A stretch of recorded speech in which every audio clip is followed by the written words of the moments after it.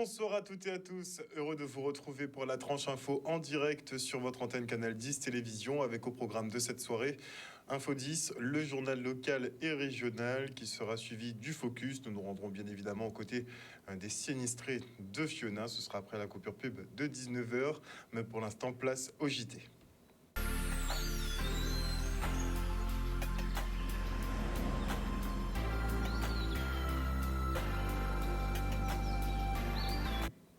Nous sommes le vendredi 20 septembre 2022 et notez que les météorologues investiguent en ce moment sur le système pluvieux orageux 98L. Il se situe à 600 km au sud-est de Trinidad. Il a 60% de chances d'évoluer et de s'organiser en phénomène cyclonique dans les 48 heures. Cette onde tropicale se dirige vers l'ouest-nord-ouest. Elle devrait transiter par le sud de l'arc antillais, mais ne pas trop nous concerner. Elle reste tout de même sous étroite surveillance compte tenu des forts cumuls d'eau dans nos sols et de l'instabilité effectivement des sols sur le sud Basse-Terre notamment. Et de nombreuses résidences détenues par les bailleurs sociaux de Guadeloupe ont été fortement touchées par les effets de Fiona. Ils ont activé l'ARMOS et la GLS, leurs deux associations de mutualisation de services pour coordonner les actions. Une permanence est en place à Goyave et bientôt dans d'autres communes pour recueillir les besoins en relogement. Traumatisés par les événements, certains locataires ont vraiment hâte de changer d'air. Le reportage. Depuis samedi, l'ensemble des bailleurs sociaux sont sur le terrain et essaient de répondre aux demandes les plus urgentes. Aujourd'hui, mon intervention au niveau de l'ARMOS est un renforcement véritablement des actions qui sont déjà menées chez chacun des bailleurs. Les bailleurs ont créé deux associations de mutualisation de services que sont l'ARMOS et la GLS. Et ces deux associations sont au service des bailleurs et de leurs locataires pour pouvoir répondre aux besoins d'urgence. Aujourd'hui, les premières mesures viennent bien évidemment sur nos communes les plus touchées, qui sont impactés, notamment dans le sud Basse-Terre. Et nous avons entamé une organisation au niveau d'un système de permanence, d'abord au niveau de la commune de Goyave. Et nous poursuivrons cette démarche avec d'autres communes du sud Basse-Terre qui nous le demanderont, parce qu'au jour le jour, nous recueillons l'ensemble des besoins en relogement et des besoins tout court. Et nous essayons de parer au plus pressé. Donc aujourd'hui, nous avons déjà une permanence qui est effective au niveau de Goyave et nous sommes en train de prendre des contacts. Et comme je dis prendre, c'est la GLS et l'ARMOS pour pouvoir mettre en place des solutions adaptées sur les autres communes qui en ont le plus besoin. Je sais, j'imagine que ça sera très difficile pour les personnes. Les personnes sont dans le besoin. Vous l'avez dit, il y a des gens qui sont choqués psychologiquement et c'est de la raison pour laquelle nous allons mettre en place cette cellule psychologique. Donc voilà, la directrice de la GLS est en train de mettre en place cette cellule. De mémoire, dès demain, nous aurons des intervenants. Après, un calendrier sera mis en place.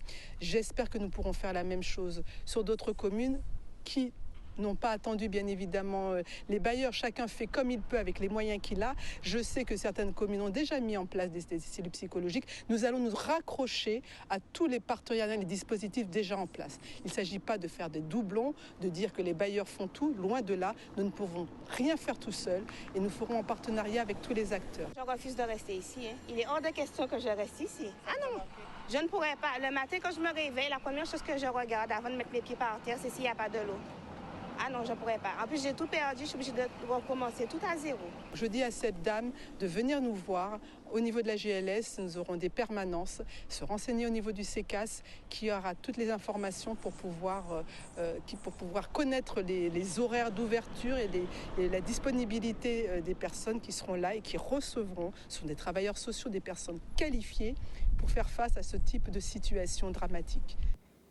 Et à Goyave, les bailleurs et la municipalité ont entamé de grands chantiers de nettoyage. Le reste en images. Nous sommes dans le quartier qui est la plus touché, sinistré, ravagé par cette rivière qui était en crue. Et une grande opération de nettoyage avec beaucoup de coups de main de personnes qui sont venues, des bailleurs sociaux, des matériels considérables pour nettoyer tout le quartier, enlever des carcasses de véhicules, les encombrants, la boue, parce qu'il y a énormément de boue. Un bon travail là, Fiona fait bon dégâts, nous Goyave, et nous avons nettoyé, nous avons essayé de faire le maximum pour le peuple la sentir plus à l'aise. Aujourd'hui, nous avons été mandatés par la Seine-Saman qui veut dire la société Soclor en collaboration avec STVP, pour pouvoir remettre en état la cité, qui veut dire nettoyer, retirer les encombrants. Donc pour ce faire, on fait le tri entre tout ce qui est encombrant et électroménager, parce que les gens ils ont tout perdu, que ce soit meubles, frigo, congélateur.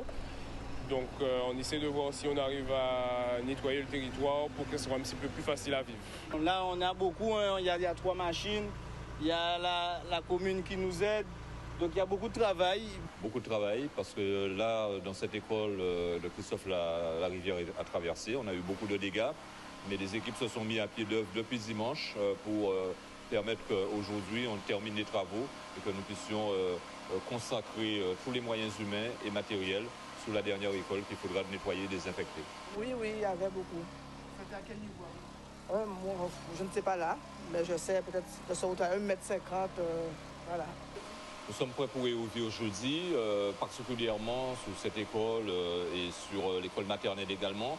Il nous reste à terminer le déménagement des sinistrés qui vont être réhébergés soit dans des gîtes, soit dans des appartements qui sont déjà libérés d'ici aujourd'hui et demain pour procéder au nettoyage et à la désinfection de la dernière école. Nettoyages qui peuvent prendre du retard, parfois effectivement à cause des manques d'eau. Vous le savez, plusieurs milliers de foyers guadeloupéens seront privés de la ressource encore pendant un sacré bout de temps. Également sinistré, mais dans une moindre mesure comparativement au sud Basse-Terre, la ville des Abîmes organise une grande collecte et le moins qu'on puisse dire, c'est que les dons affluent. Ouais, les Guadeloupéens font honneur effectivement à la légende entre guillemets qu'il dit qu'on est solidaire, c'est la réalité. Regardez. C'est la délégation à l'action humanitaire que nous avons aux Abîmes depuis longtemps. Qui chaque fois qu'il y a un événement malheureux, eh bien, la ville des Abîmes est là pour accompagner. Alors, cette fois, nous avons commencé aujourd'hui à partir de 9h à recevoir des dons, à accueillir des dons des personnes. Et nous pensons aider en ce sens la ville des Abîmes, enfin les Abîmiens, les gens de Goyave, de Capesterre et de Basse-Terre. Je suis étudiante assistante de service social, donc je suis bientôt travailleuse sociale. Donc bien sûr, être solidaire, vu les répercussions qu'il y a eu après cette tempête. Donc oui, pour moi, ça me tenait à cœur quand même de venir aider. Je crois que chacun, au fond de lui-même, se demande ce qu'il peut faire. Parce que c'est tellement cruel ce que nous avons vu. Les abîmes ont été impactés dans nos zones inondables, mais pas autant que les autres. Et là, on est obligé de penser aux autres et de se dire qu'il y a quelque chose à faire. Et comme il y a cette délégation à l'action humanitaire, eh bien nous jouons notre rôle, j'ai envie de dire. Ah oui, c'est très important parce qu'on ne sait pas à quel moment on peut se retrouver dans cette situation. Donc il faut toujours donner pour qu'on puisse nous donner un retour si jamais demain on se retrouve dans cette situation. C'est important de venir donner des dons. Après, c'est pour tout le monde. Et puis, ça sera bien. En tant que personne qui n'a pas eu de dégâts, je pense que voilà, on a vu les images, on sait qu'il y a des personnes qui ont vraiment tout perdu. Donc oui, c'était important pour moi. Puisque je pense qu'on doit être solidaire quand il y a ce genre de situation, quoi. J'ai amené des vêtements, du matériel scolaire, des draps. Principalement des vêtements, du quasi neuf, ou voilà, mais principalement des vêtements. Avec des vêtements pour femmes. Et puis après, peut-être je vais amener des denrées aussi après. À partir d'aujourd'hui, nous avons commencé à 9h. Jusqu'à midi. S'il y a encore du monde qui arrive, nous allons prolonger, nous allons rester plus tard que midi et toute la semaine, enfin au moins jusqu'à la fin du mois. Mais nous demandons quand même d'accélérer au début comme ça du processus pour que les gens puissent profiter de ce qu'on peut leur donner, pour qu'ils n'attendent pas trop longtemps parce que les gens sont dans une véritable souffrance et nous avons envie de les aider. Les Guadeloupéens qui, pour beaucoup, effectivement, n'attendent pas nécessairement, qui portent une gamme, mais rien ne nous empêche de nous rendre à leur côté, même si on ne les connaît pas, afin de porter une petite contribution. Ça peut toujours aider. Et des habitants qui ont tout perdu, vous le savez, on les compte par centaines en ce moment, à l'instar de certains agriculteurs du sud Basse-Terre. Les rivières en crue ont littéralement rasé des exploitations jusqu'à emporter la terre, ne laissant que du sable. Mais pas de quoi se laisser abattre pour ces producteurs qui ne veulent pas baisser les bras. Ils réclament un déblocage rapide des fonds, car pour eux, l'heure n'est pas à la paperasserie, mais à l'action pour que les exploitations redémarrent au plus vite. Le reportage d'Olivier Félix. La rivière, est passé à grand cru et a dévasté une bonne partie de l'exploitation. Donc là, nous avons tout ce qui est élevage qui a pris des coups, mais aussi la partie plantée. Je plante des plantes aromatiques, donc ma menthe a pris des coups, ma citronnelle, toutes mes plantes aromatiques, la glaise est tombée dedans. Et mon petit verger où il y a mes mangues, les mangues de 7-8 ans sont à ma hauteur, tellement qu'il y a eu un amassement de roches et de sable. On tenait à passer dans cette région parce que tout le monde le sait, c'est la région la plus touchée. Et ce que nous avons pu constater quand même, que nous avons un gros problème désormais de voirie sur l'exploitation de M. Petit par exemple, et aussi les captages pour alimentation en eau. C'est la même chose qu'on trouve ici en avis habitants. Oui, donc on a vu une petite exploitation, mais qui aujourd'hui est un petit peu... je dirais, a changé de visage, de physionomie, dans la mesure où la rivière a fait son travail.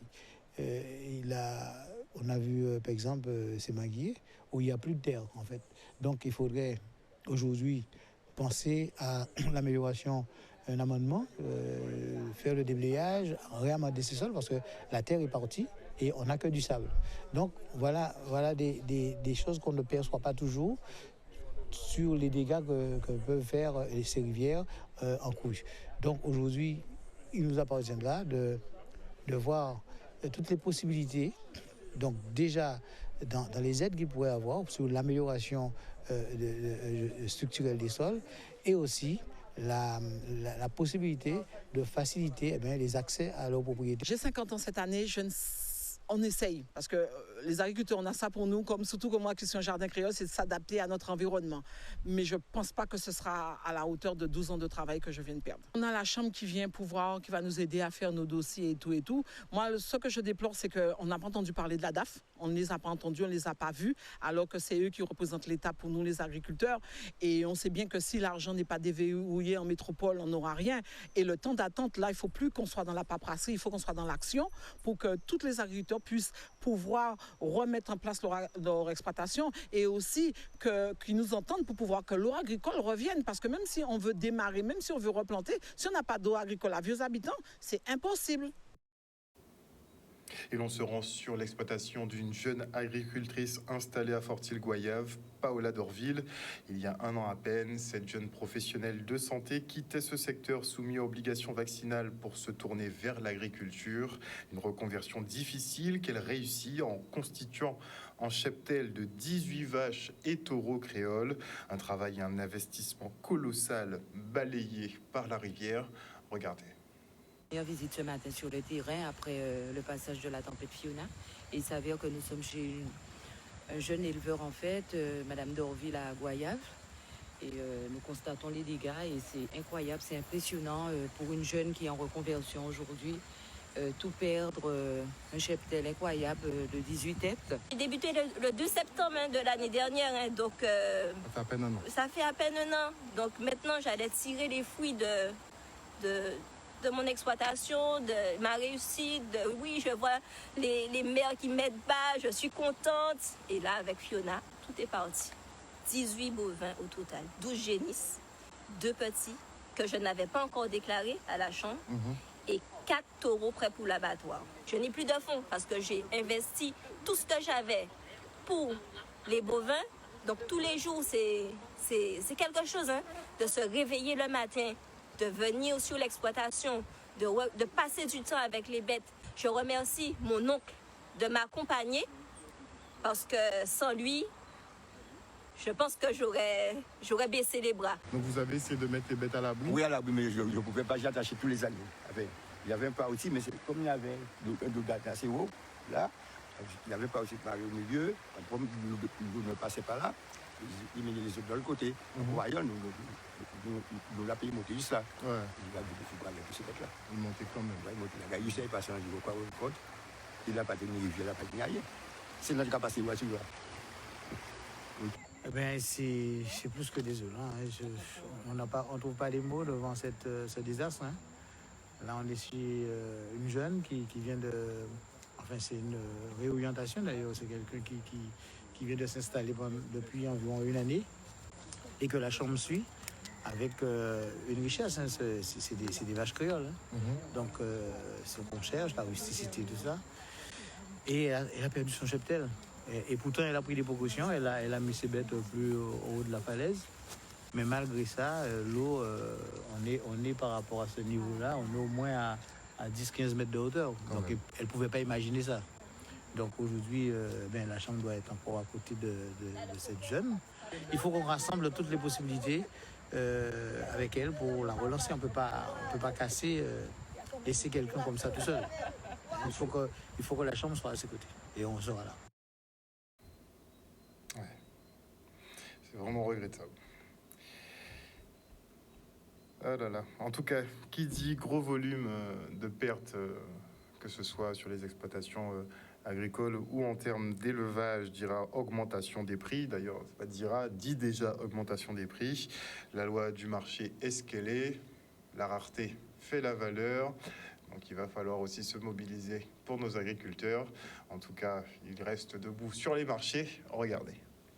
Bon, après ce passage à fruits, bon, nous ne pas prendre tellement vent parce que nous, moi personnellement, moi, en grande terre à moule, mais nous prenons beaucoup l'eau de l'eau qui restait cette année dans les champs. Donc nous avons reflet déjà, hein, parce que tout le monde a déjà monté, tous les prix ont flambé. Donc nous avons ici effet déjà.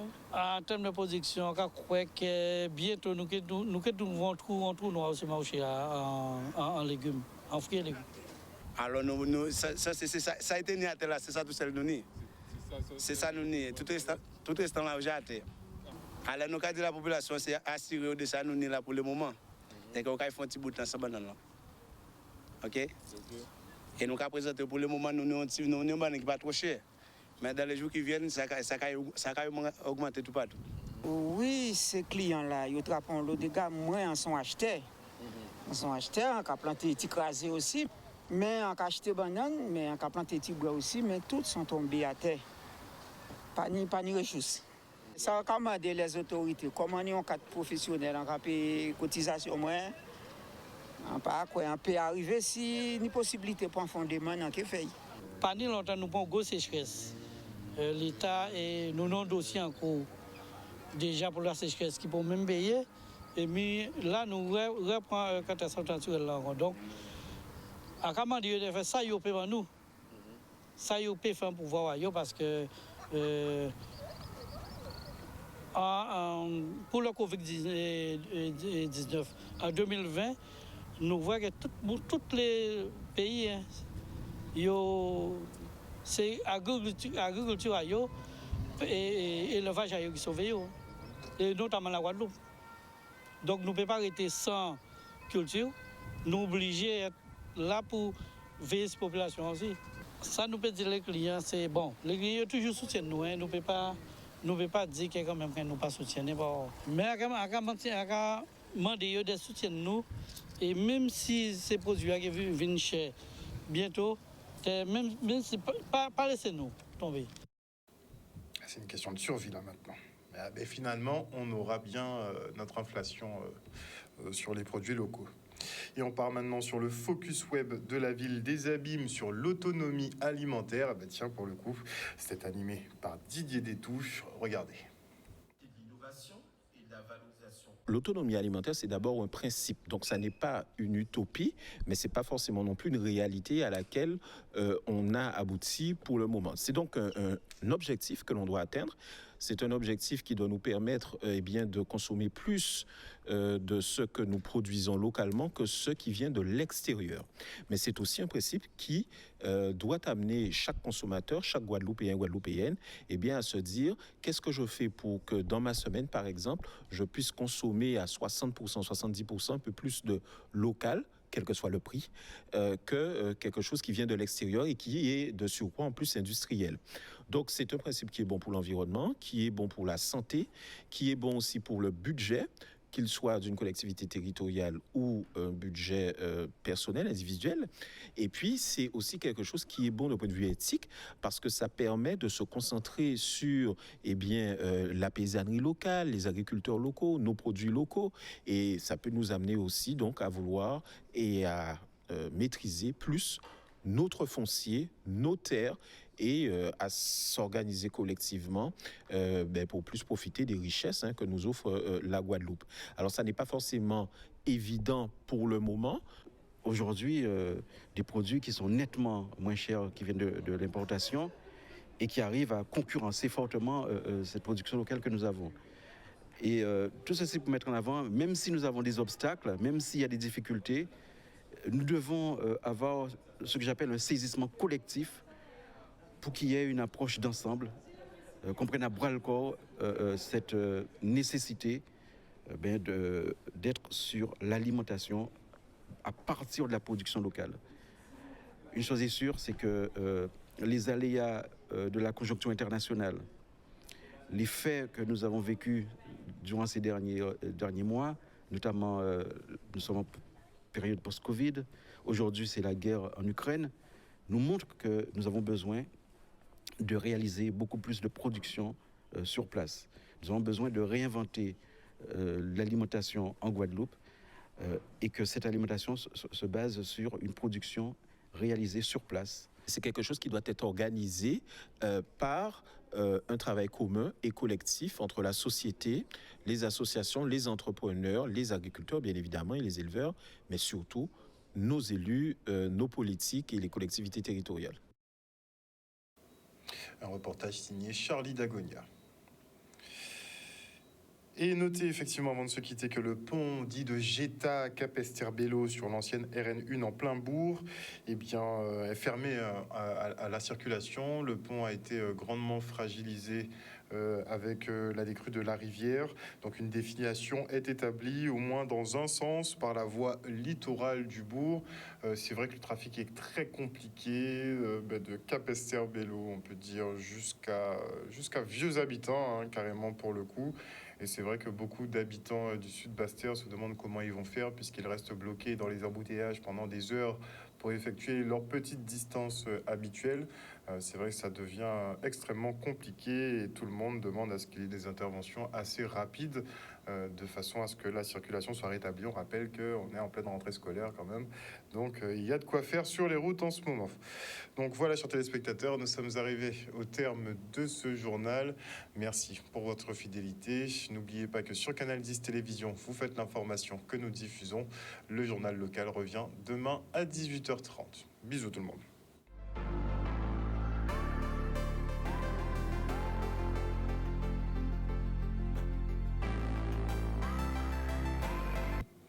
À venir dans la tranche info sur Canal 10, le focus. Nous nous rendrons aux côtés de sinistrés, notamment sur la ville de Petit-Bourg dans le secteur de Carrère.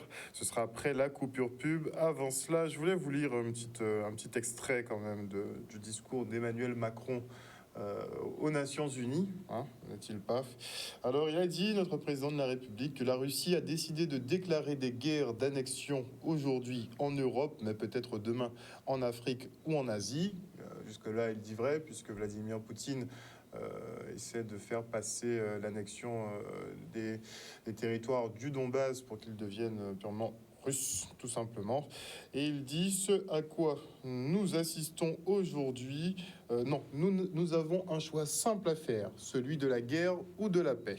Ce à quoi nous assistons aujourd'hui est un retour à l'âge de l'impérialisme et du colonialisme. Plus la guerre en Ukraine dure, plus elle devient menaçante pour la paix en Europe, mais aussi pour la paix dans le monde. Donc visiblement, les dirigeants européens sont vraiment prêts à s'embarquer dans une grosse guerre très très longue avec la Russie et donc tout le bloc qui est derrière la Russie, n'est-ce pas? Ça risque de tourner en autre boudin, cette histoire, on verra bien. Allez, une bonne soirée à vous. Et j'ai oublié, attendez, deux petites secondes, j'ai oublié, mais j'ai pas vraiment oublié. Déjà, j'envoie... la personne se reconnaîtra.